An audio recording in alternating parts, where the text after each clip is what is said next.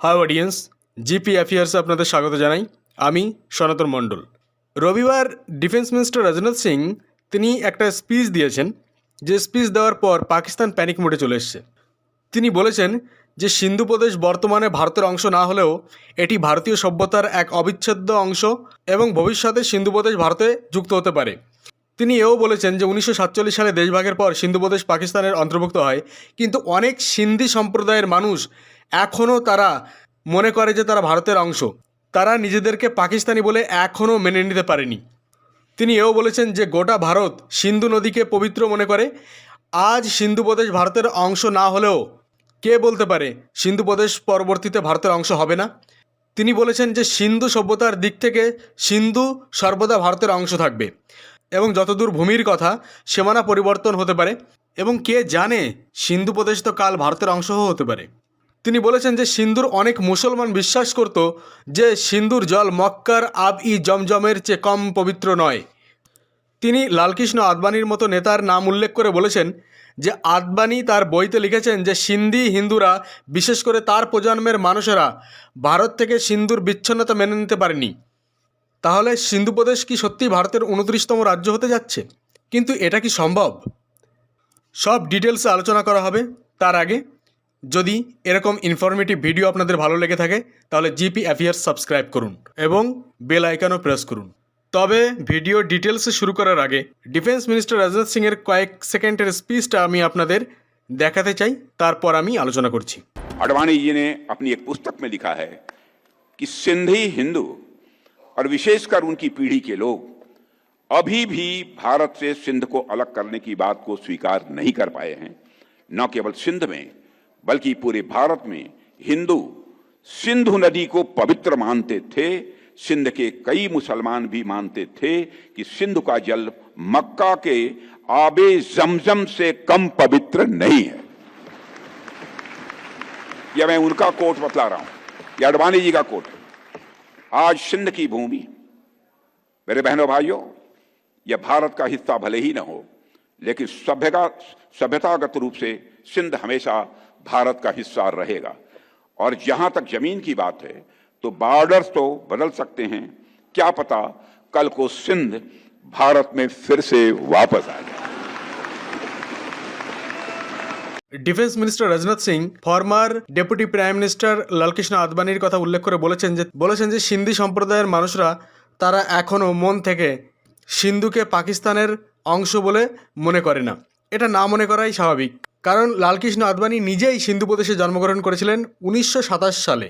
যখন দেশ স্বাধীন হয়ে যায় 1947 সালের 15ই আগস্ট, তিনি তার প্রায় এক মাস পরে 1947 সালের 12ই সেপ্টেম্বর তিনি সিন্ধু প্রদেশ ত্যাগ করে ভারতে এসে আশ্রয় নেন শরণার্থী হিসাবে। তিনি এখনও বেঁচে আছেন এবং তার যে কতটা কষ্ট হয়েছিল নিজের জন্মভূমি ত্যাগ করে ভারতে শরণার্থী হিসাবে আশ্রয় নিতে এবং সিন্ধুকে পাকিস্তানের অংশ হতে দেখে। ভিডিওর শেষে আমি তার কয়েক সেকেন্ডের ক্লিপ অ্যাড করে দেবো, আপনারা চাইলে দেখে নিতে পারেন। কিন্তু এখন কথা হচ্ছে, পাকিস্তান কি ভারতীয় ডিফেন্স মিনিস্টারের এই বক্তব্যের কোনো উত্তর দেয়নি? হ্যাঁ, দিয়েছে। পাকিস্তানের বিদেশ মন্ত্রক থেকে বিবৃতি করে জানিয়েছে যে এই ধরনের বক্তব্য, অর্থাৎ রাজনাথ সিংয়ের ওই মন্তব্যকে বলেছে যে এই ধরনের বক্তব্য হিন্দুত্ববাদী মানসিকতার প্রকাশ এবং তা প্রতিষ্ঠিত বাস্তবকে চ্যালেঞ্জ করে। এই ধরনের মন্তব্য আন্তর্জাতিক আইন ও রাষ্ট্রের সার্বভৌমত্বের বিরোধী। এই ধরনের মন্তব্য থেকে বিরত থাকার অনুরোধ জানিয়েছে পাকিস্তান। পাকিস্তানের সিন্ধু প্রদেশ এটা পাকিস্তানের হলেও আমরা ন্যাশনাল অ্যান্থেম গাওয়ার সময় পাঞ্জাব, সিন্ধ, গুজরাট, মারাঠা চলে আসে, অর্থাৎ সিন্ধু প্রদেশ যে আমাদেরই অংশ হওয়া উচিত, এটা রাজনাথ সিং খুব একটা খারাপ কথা বলেননি। ইন্ডিয়ান কনস্টিটিউশনের 17 নম্বর পার্টে যে টোটাল আমাদের 22টা অফিসিয়াল ল্যাঙ্গুয়েজ আছে, তার মধ্যে কিন্তু সিন্ধি একটা অফিসিয়াল ল্যাঙ্গুয়েজ। অর্থাৎ সিন্ধু প্রদেশ, সিন্ধি কালচার, সিন্ধি ভাষা, এটা যে ভারতের সংস্কৃতির সঙ্গে ওতপ্রোতভাবে জড়িয়ে, এটা আমরা কোনোভাবেই অগ্রাহ্য করতে পারি না। অথচ পাকিস্তানের সিন্ধু প্রদেশের লোকেরা সিন্ধি ভাষা ভুলে গিয়ে এখন তারা উর্দুতে কথা বলা শুরু করেছে। তো যাই হোক, সিন্ধু প্রদেশ ভারতের অংশ হতে যাচ্ছে কি না, দেখুন, সাধারণভাবে বলতে গেলে বিনা যুদ্ধে তো সিন্ধু প্রদেশ ভারতের অংশ করা যাবে না। তবে সার্কিকের এরিয়া নিয়ে পাকিস্তান যেভাবে তাদের মিলিটারি ইনফ্রাস্ট্রাকচার ডেভেলপ করছে সিন্ধু প্রদেশের ওদিকে, তাতে করে ভারত সিন্ধু প্রদেশ যখন তখন আক্রমণ করলেও করতে পারে।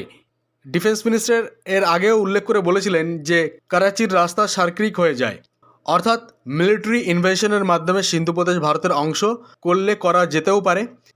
এমনিতেই সিন্ধু প্রদেশের লোকেদের পাকিস্তানি পাঞ্জাবিরা খুব একটা পছন্দ করে না, এমনকি তারা সিন্ধু নদের জলও পুরোপুরি সিন্ধু প্রদেশকে দেয় না, তারা পাঞ্জাবেই রেখে দেয় এবং পাঞ্জাবের কৃষিকার্যে তারা ব্যবহার করে। ভবিষ্যতে যদি সিন্ধু প্রদেশ নিয়ে কোনো আর কিছু আপডেট হয়, আমি আপনাদের জন্য আপডেটেড ভিডিও বানিয়ে নিয়ে আসবো। যদি ভালো লাগে তাহলে জিপি অ্যাফেয়ার্স সাবস্ক্রাইব করুন। जानता कि आप में से कितने लोगों को इस बात का एहसास है कि जो एहसास मुझे है कि